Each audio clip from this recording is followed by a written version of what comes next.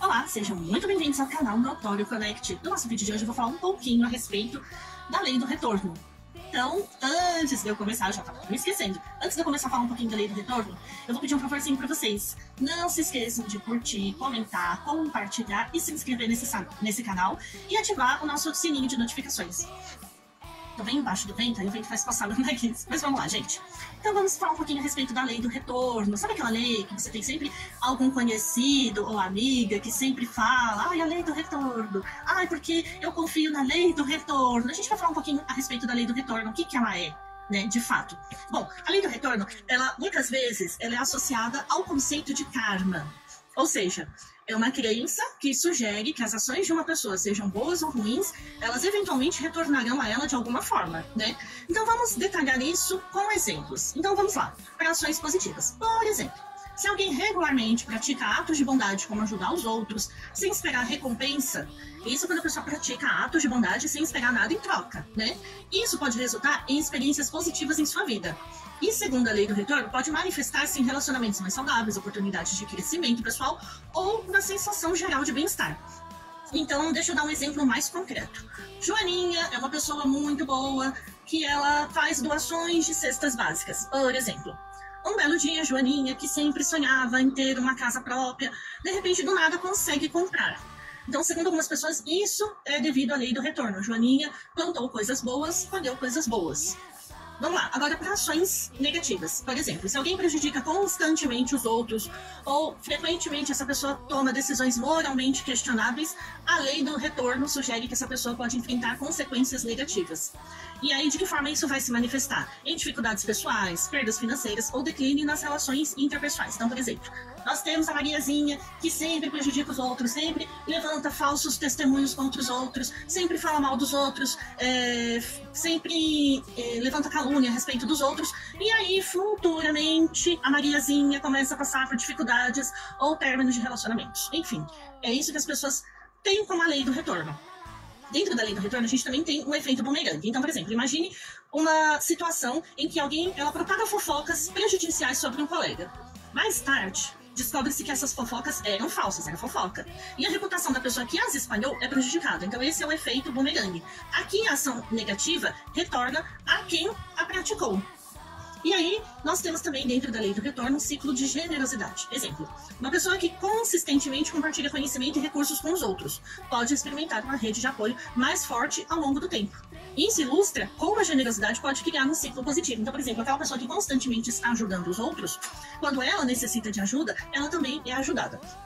Então, vamos lá, gente, para uma reflexão pessoal. Se alguém reflete sobre suas próprias ações e decide fazer mudanças positivas em seu comportamento, você pode notar uma melhoria gradual em diferentes áreas da vida. Isso ressalta a capacidade de moldar o próprio destino por meio de escolhas conscientes.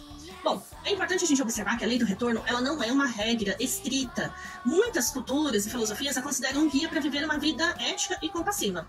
As conexões entre ações e consequências, elas podem ser complexas, mas a ideia central é promover a responsabilidade pessoal e a reflexão sobre nossos comportamentos. Então, ao contrário do que muitas pessoas pensam, a tal da lei do retorno, ela não é uma coisa punitiva, mas é para você levantar uma reflexão a respeito do seu próprio comportamento pessoal. Então, se a gente pegar, por exemplo, agora a lei do retorno e associar ela com os princípios encontrados na Bíblia, embora dentro da Bíblia a terminologia possa variar, nós vamos encontrar algumas passagens bíblicas que podem ser interpretadas como expressões dessa lei. Então, vamos lá em Gálatas 6, dos versículos 7 a 8, que ele fala, né? E, em geral, ele fala: colheremos o que plantamos. Então, ele fala o seguinte: não se deixe enganar de Deus. Não se deixe enganar. De Deus não se zomba, pois o que o homem semear, isso também colherá. Interpretação. O que isso quer dizer? Reflete a noção de que nossas ações, elas terão consequências, sejam elas positivas ou negativas. E aqui encaixa na tal da lei do retorno, né? O que a gente faz de bom, volta de bom para nós. E o que fazemos de ruim, volta também de ruim para nós. O amor ao próximo. E aí a gente vai lá em Mateus 22, 39.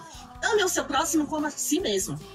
E qual que é a interpretação disso? A ênfase no amor ao próximo sugere que atitudes positivas em relação aos outros podem resultar em reciprocidade e uma vida mais harmoniosa.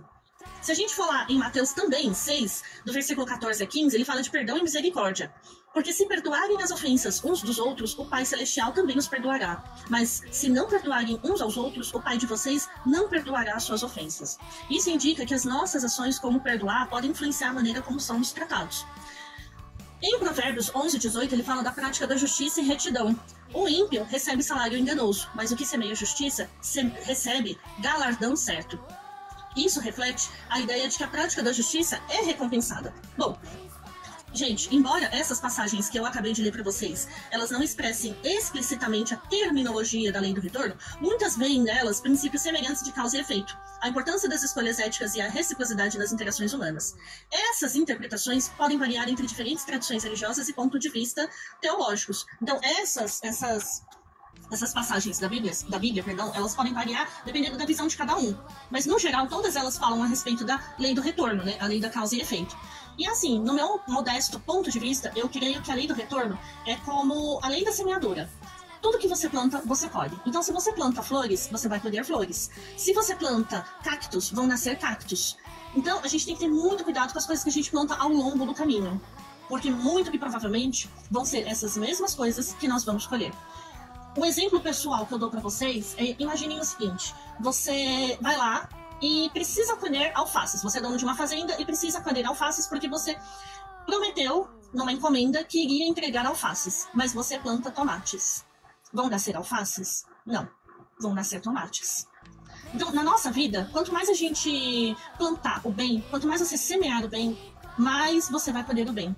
Quanto mais você semear a discórdia, a fofoca, falar mal dos outros, inventar calúnias e difamações a respeito dos outros, mais você vai colher essas coisas na sua vida. Então, ao invés de ficarmos prestando atenção na vida dos outros e falando mal dos outros, que tal a gente se preocupar com a nossa própria evolução pessoal? Que tal a gente, ao invés de maldizer, quando o outro consegue comprar um carro, uma moto ou uma casa, a gente abençoar? Deus abençoe. Fico feliz com a vitória do meu amigo. Sabe? Que tal a gente fazer isso? Parem e reflitam a respeito da tal da lei do retorno. A lei do retorno é muito gostosa quando você vê aquele, entre aspas, inimigo que você não gosta se dando mal. Aí você enche a boca para falar a lei do retorno. Mas e quando é com você? Você gostaria que fizessem a mesma coisa? Se alegrassem na sua derrota? Eu creio que não. Então, vamos nos alegrar com a alegria dos outros e nos entristecer e orar quando nós vemos o outro triste na sua derrota. Orar para que Deus o levante. Vamos orar uns pelos outros. Porque é como a própria Bíblia fala em Mateus 22:39. E eu encerro o vídeo com essa passagem da Bíblia. Ame o seu próximo como a si mesmo. Eu acho que por aqui já deu para entender o que devemos fazer, não é? Jesus deixou as seguintes leis. Ame a Deus acima de todas as coisas e ame ao seu próximo como a si mesmo. Então tá fácil, né? Porque em João 2, versículos 5-6 fala: mas qualquer que guardar a sua palavra, o amor de Deus está nele verdadeiramente. Então é isso, gente. Espero que vocês tenham gostado do vídeo de hoje. Fiquem com Deus. Até o próximo vídeo e reflitam a respeito da lei do retorno. Curte, comenta, compartilha, se inscreva no canal, ative o sino de notificações e até o próximo vídeo. Fui! Obrigado pela sua audiência.